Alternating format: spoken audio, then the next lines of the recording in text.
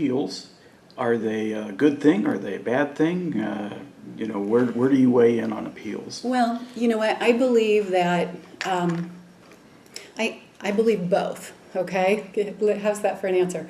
Okay, so because we do mass appraisal, okay, you're actually kind of looking at basically a bullseye of what your values are. So you may have some that are higher or lower, and this is what's going to determine what factor you apply, what market factor you apply to a property, okay, based on that coefficient of dispersion is what it's called, okay, or your bullseye.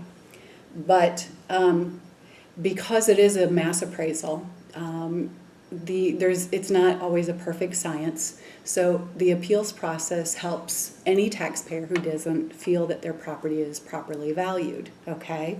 But the closer that you have, or the better information that you have in the beginning, and then applying that market factor to it, obviously you're getting, if you're getting less appeals filed, you're getting closer to what the market value should be, okay, is what happens. But the appeals process is very important, though, for taxpayers to use it to their advantages. If we've valued your property incorrectly, we need to know it, okay? And in that appeals process, then, what we'll do is we sit down with the individuals, whether it's, personally right now I work for the commercial team, okay, for the Allen County Assessor, so I value commercial properties, and I've done residential properties as well. But in doing so, you're sitting down with the taxpayer that's filed the appeal, and we're basically exchanging information, okay, on it.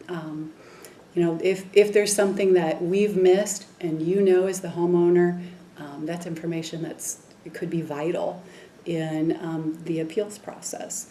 But by reducing, I also believe though too, but by reducing the number of appeals filed, you have, like I said, you've probably come closer to your targeted value or what your market value in use should be, okay? But the appeals process is, you know, it is very important for taxpayers to utilize, but when you see accuracy and consistency in the valuation process from the beginning, you'll see fewer appeals filed, because you are hitting that target. Another thing along with that, we are setting the tax base once again, okay? Once we've set those values are sent to the state, and the state receives also all of the budgets from the county departments as well, and they set the tax rates, okay, based on all of this information from our assessments, from the county budgets. They'll determine a tax rate. So if your assessments are too high, then your rate will be low, okay? If your assessments are low, your rate will be high, because you still are required to have the same amount of services within the district, okay? And that's how they're determining how much money is coming back to that district, is based on that information. So if you have a high amount of appeals filed within an area, your assessment level is going to come down after that tax rate's already been set, okay?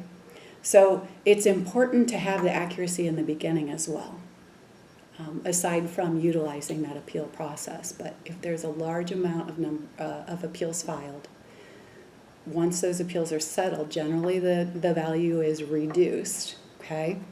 The value can go up in an appeal process, but once that is reestablished, that new value, that affects then what servicers are, I guess, how much money is going to be applied to that district for county departments and different services and the infrastructure within that area. So there's good and bad on both sides to it.